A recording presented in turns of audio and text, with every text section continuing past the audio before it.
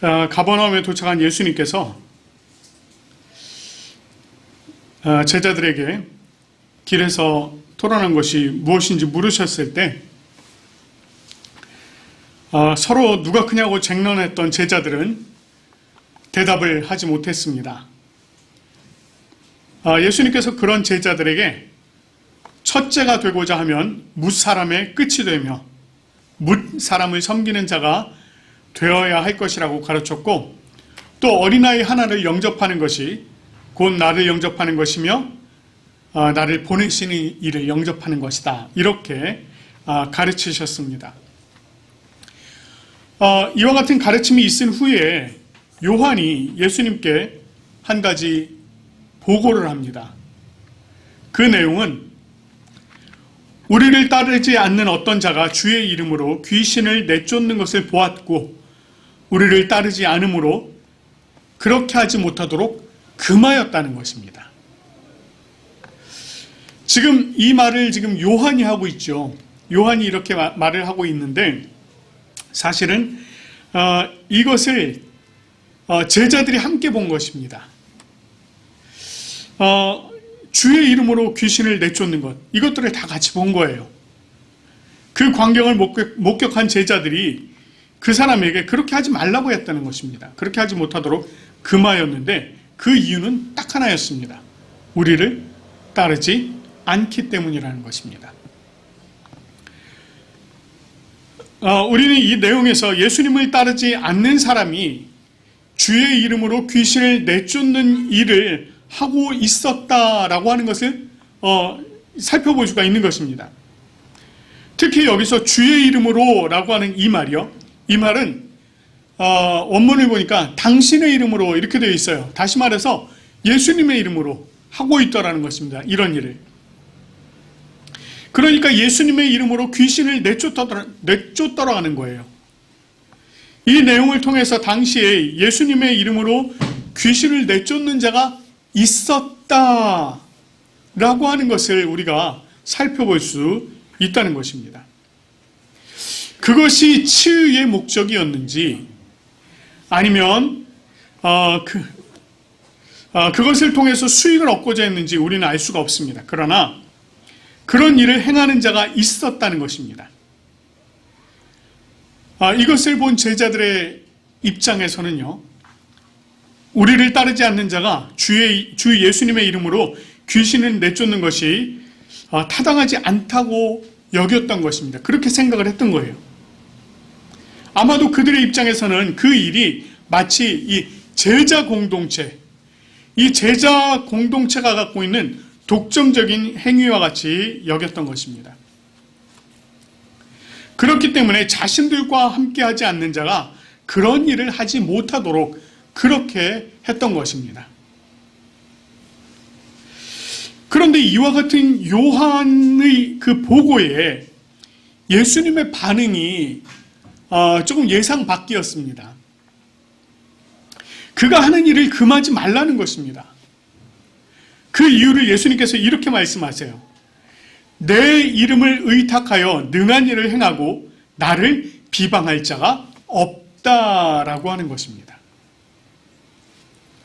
비록 그가 예수님을 따르는 자는 아니지만 그가 예수님의 이름을 의지하여 능한 일을 했다면 그 일을 행한 자가 예수님의 이름이 갖는 능력을 확인하고 놀랍게 여길 것이고 그것으로 인하여 예수님을 비방하는 일을 하지 않을 것이다 라고 하는 것이에요.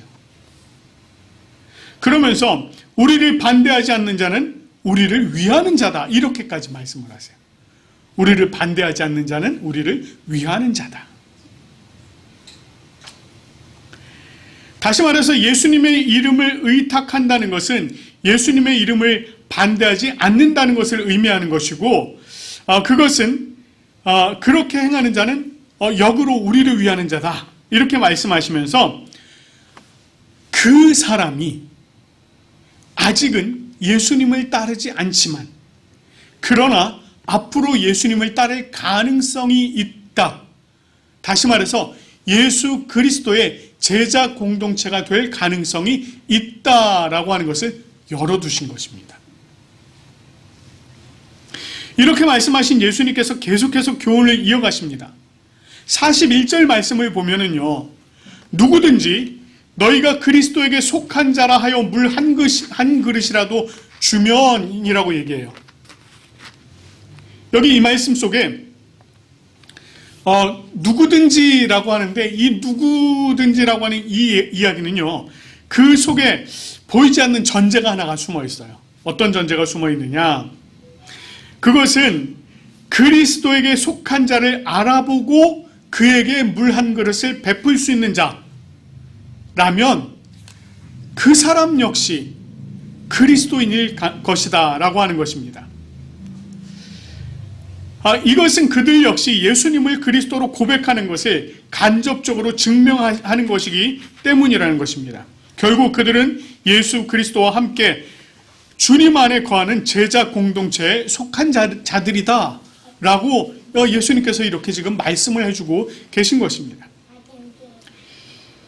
이처럼 제자 공동체가 될 수 있는 가능성이 있는 자들, 그리고 제자 공동체에 속한 자들에 대한 교훈을 하신 예수님께서 이제 제자들에게요, 어떤 말씀을 해주시느냐면, 종말의 때를 살아가는 이들이 종말의 심판을 염두에 두고 어떻게 사는 것이 바람직하냐라고 하는 것을 말씀을 해주십니다. 45절부터 50절까지 말씀이 바로 그 말씀이에요. 우선 이 42절 말씀, 42절 말씀을 보면 이렇게 말씀을 하고 있죠.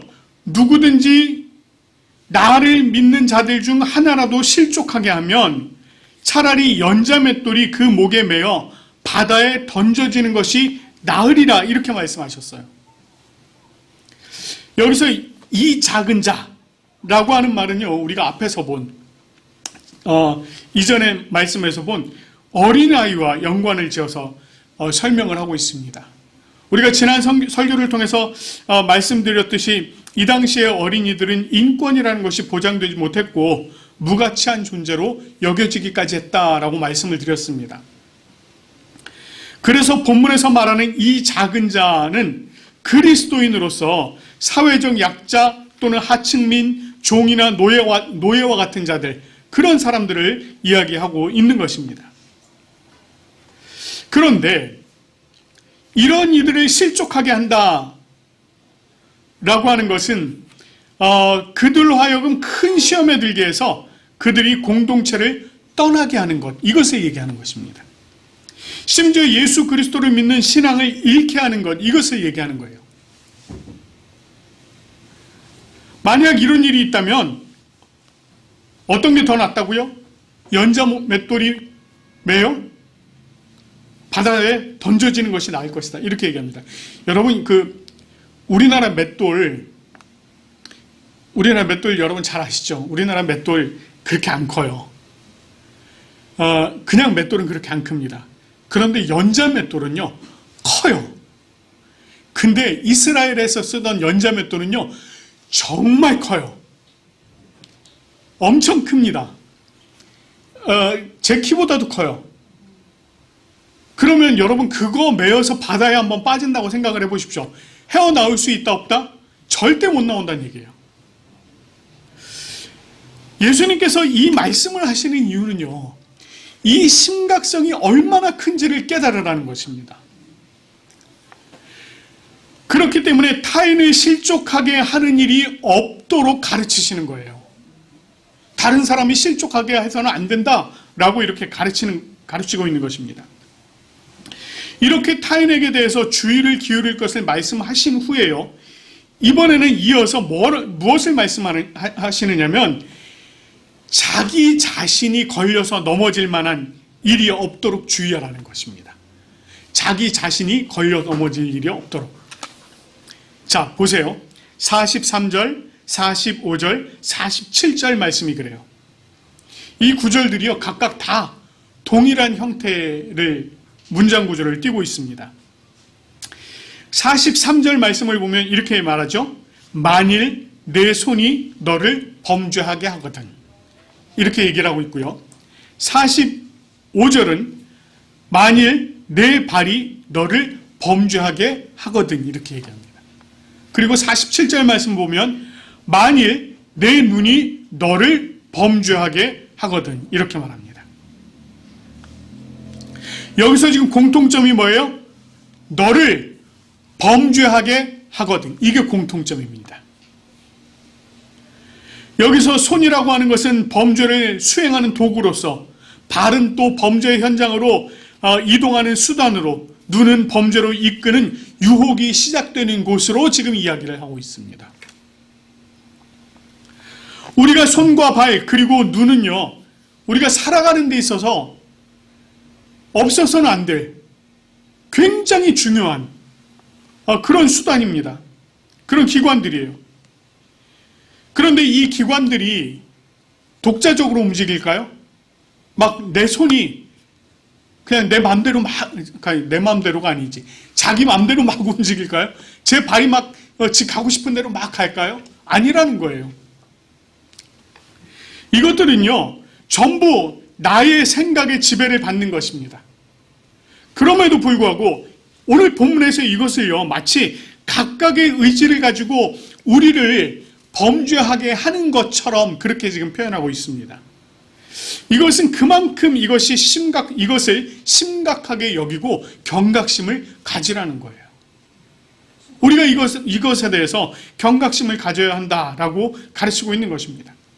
그래서 손과 발 그리고 눈이 우리를 범죄하게 할 경우 주님께서는 그걸 어떻게 하라고 말씀하셨느냐면 찍어버리라, 그리고 빼어버리라 이렇게 말씀을 하세요.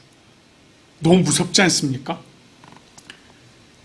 그런데 이 두 손, 두 발, 두 눈을 가지고, 다시 말해서 우리가 범죄한 두 손과 우리를 범죄하게 하는 두 발과 우리를 범죄하게 하는 두 눈을 가지고 지옥에 들어가는 것보다 한 손으로, 한 발로, 한 눈으로 영생에, 하나님의 나라에 들어가는 것이 차라리 낫다라고 말씀을 하시는 거예요.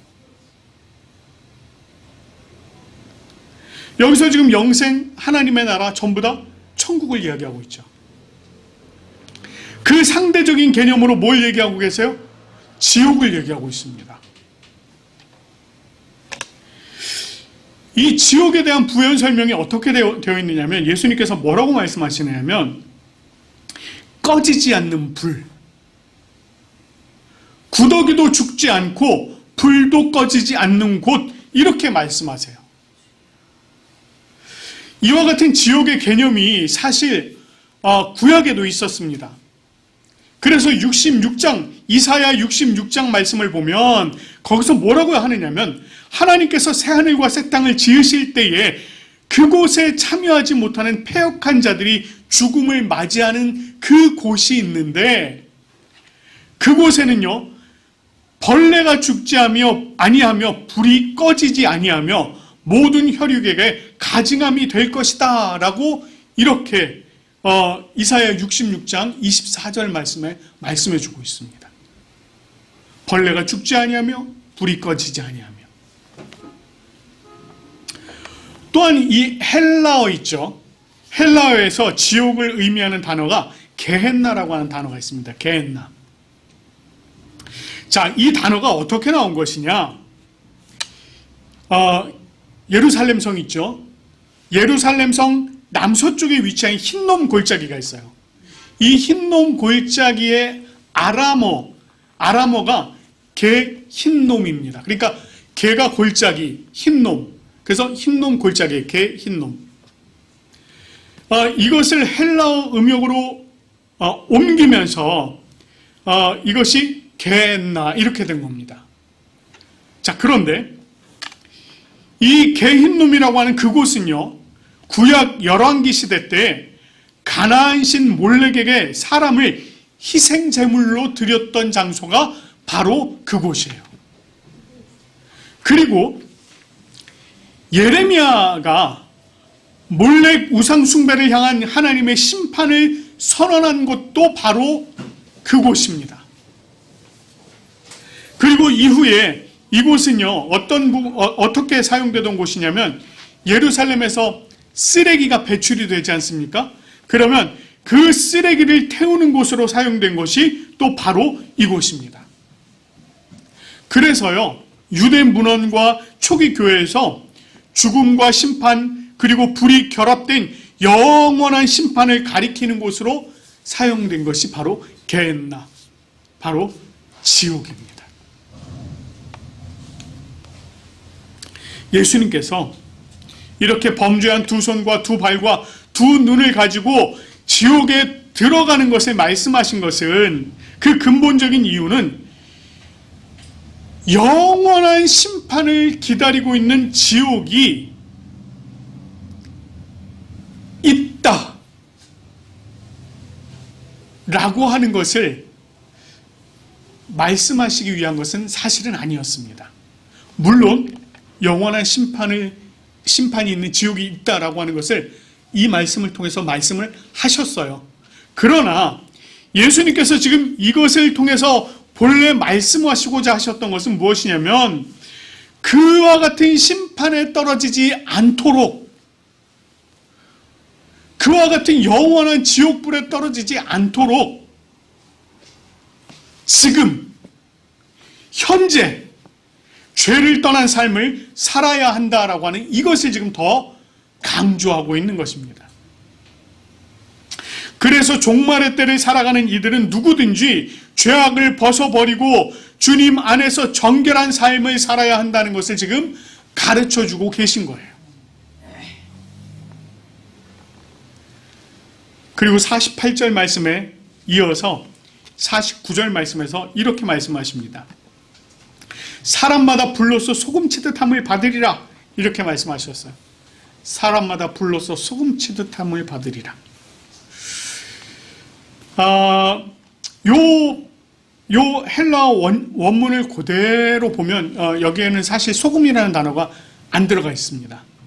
근데 어떤 단어가 들어가 있냐면 절이다 라고 하는 단어가 들어가 있어요. 절이다. 근데 이게 의미상으로는 소금의 절이다 라고 하는 의미예요.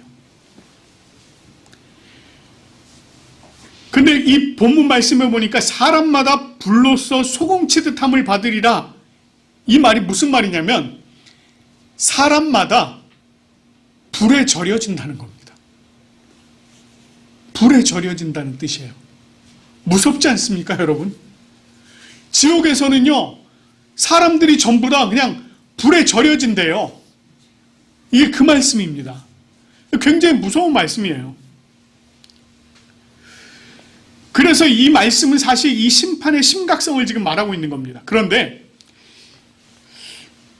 지금 말씀, 49절 말씀을 보면은요, 우리말에는 지금 딱 그 부분만 나와 있어요. 사람마다 불로써 소금치듯함을 받으리라 라고 하는 이 부분만 나와 있는데, 헬라 성경을 보면은요, 이 문장 뒤에 다른 문장이 하나 더 들어가 있습니다. 그런데 그 문장이요, 괄호가 되어 있어요. 헬라어 성경에 그 문장이 괄호가 되어 있습니다. 그러면서 그 괄호 안에는 어떤 문장이 들어가 있냐면 이런 문장이 들어가 있습니다. 그리고 모든 재물마다 소금으로 소금치듯함을 받으리라 라고 하는 이 문장이 들어가 있어요.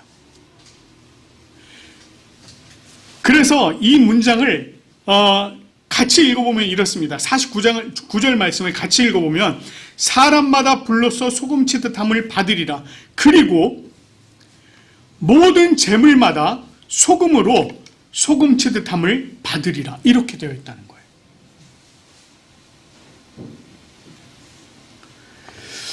이 두 개의 문장이요, 서로 대꾸를 이루고 있습니다. 대꾸를 이루고 있을 뿐만 아니라 이 내용도 역시 대조를 이루고 있습니다. 그래서 사람마다 불로써 소금치듯함을 받으리라 라고 하는 요것은요, 심판을 의미해요. 심판. 그런데 반면에 모든 재물마다 소금으로 소금치듯함을 받으리라, 이 말은요, 정화와 보존을 의미합니다. 이게 어떤 의미일까요? 구약에 하나님 앞에 예물을 올려드릴 때에 그 예물이, 특별히 이제 소재물 같은 경우 그렇습니다. 그 예물이 상하지 않도록 소금을 쳐서 그것이 상하지 않도록 유지하고 보관하는 일이 있었습니다. 그래서 소금을 친다는 것은 구약 제사 의식에 있어서는요, 이것을 정결케 하고 깨끗하게 한다, 정결하게 유지한다, 이런 의미가 있다는 거예요. 그러니까 오늘 말씀에서 지금 이 모든 제물마다 소금으로 치되 담을 받으리라 라고 하는 이 말은 정화와 보존의 의미를 갖고 있다는 것입니다. 그런 의미에서 볼 때 예수님의 복음을 받아들이지 않고 거부하는 자는 지옥에서 심판을 받게 될 것이나, 예수 그리스도의 복음을 받아들이는 자는 하나님의 거룩한 제물로 정화되고 보존될 것이다 라고 하는 그 말씀이 고문장 속에 숨어 있는 것입니다. 그래서 50절에서 이렇게 말씀하시죠. 소금은 좋은 것이니 너희 속에 소금을 두고 서로 화목하라, 이렇게 말씀하고 있습니다. 이게 사실 앞의 문장을 제대로 이해하지 못하면 진짜 이해하기가 어려운 문장이에요. 우리가 지금 앞의 문장 다 해석해 왔죠? 이제 여러분 좀 이해되셨죠? 예. 소금이 맛을 잃는다라고 하는 것이 과연 무엇을 의미하는 것일까? 여기서는요, 무엇을 의미하느냐면 예수님을 따르며 배웠던 하나님 나라의 가치, 그 가치를 바로 소금으로 표현하고 있습니다. 그래서 이 소금이 맛을 잃는다라고 하는 것은 바로 예수님께서 가르치신 그 하나님 나라의 놀라운 비밀을 잃어버리는 것, 그 가치를 잃어버리는 것을 이야기하는 것입니다.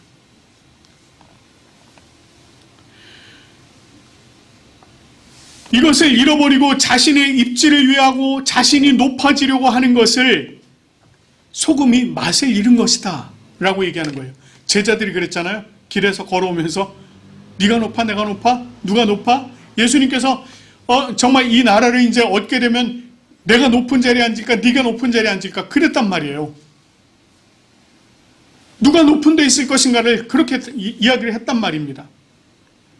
그것이 무엇이에요? 소금이 맛을 잃은 것이라고 예수님은 그렇게 말씀하고 있는 것입니다. 그리고 범죄하는 것, 손이 범죄하고 눈이 범죄하고 발이 범죄하는 것, 이것이 다 뭐라는 거예요? 소금이 맛을 잃은 것이다. 소자 하나를, 작은 자 하나를 실족하게 하는 것, 소금이 맛을 잃은 것이다. 이렇게 지금 말씀하고 있는 것입니다. 그렇기 때문에 소금, 즉 예수 그리스도께서 가르치신 이 하나님의 나라에 대한 가치를 가운데 두고, 공동체들 가운데 두고 서로 낮아지고 사랑하면서 섬기는 화목을 이룰 것을 말씀하신 것입니다. 우리는 이렇게 지금 교회 공동체를 이루면서 살아가고 있어요.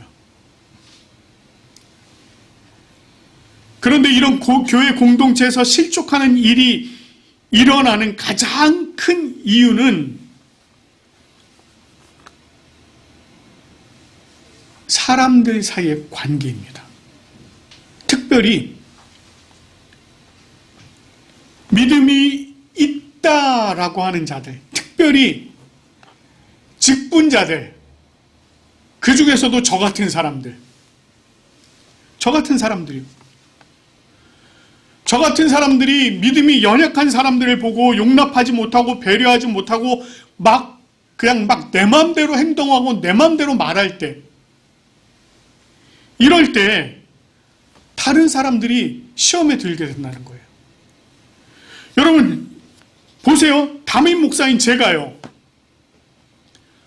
공공연하게 남의 물건에 손을 대, 남의 물건 훔쳐. 그걸 여러분이 봤다고 생각해 보세요.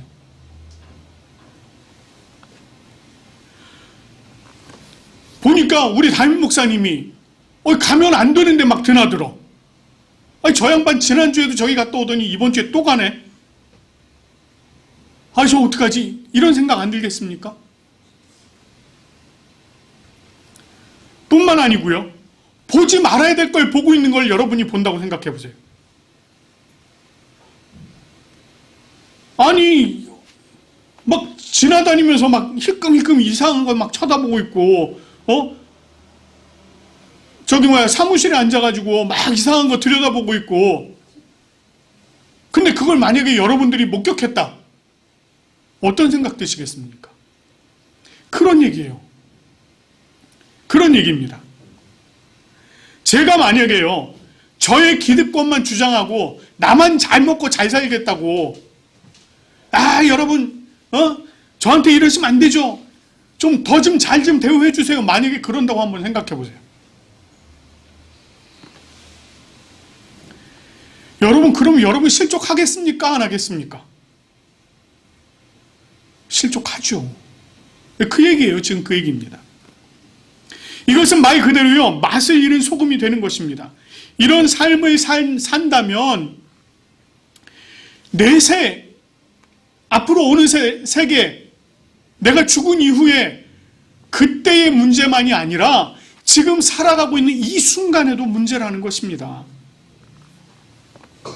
그러나 성도들이 예수님의 가르침을 따라서 서로 자신을 낮추고 서로 사랑하고 서로 용납하며 함께 세워져 간다면 그것이야말로 우리가 주님 앞에 삶의 예배들을 드리는 거룩한 산제물로 살아가게 되는 것이라는 것입니다. 그것은 교회 공동체 안에 있는 우리 교회 공동체에 속한 자들에게 선한 영향력을 미치는 것이고요. 더 나아가서는 잠정적인 그리스도인들, 아직은 교회는 나오고 있지 않지만 마음이 이렇게 왔다 갔다 하시는 우리 잠정적인 그리스도인들, 또 예수님을 반대하지 않는 이들, 더 나아가서 세상의 모든 사람들에게 선한 영향력을 끼치게 된다는 것입니다. 그것들이요, 우리가 정말 주님 안에 소금을 가지고 소금을 우리 안에 두고 살아가는 것, 이것을 통하여서 선한 영향력이 미쳐진다는 것은 이 세상을 살아가고 있는 수많은 사람들로 하여금 주님의 제자가 될 수 있는 가능성을 열어주는 것이라는 것입니다. 우리 모두는 복음을 받아들이고 우리 속에 소금을 두고 화목하는 주님의 거룩한 공동체가 되는 은혜를 입은 자들입니다. 우리 부산고백교회가 주님 기뻐하시는 거룩한 공동체로 늘 아름답게, 더욱더 아름답게 세워져 가기를 간절히 축원합니다.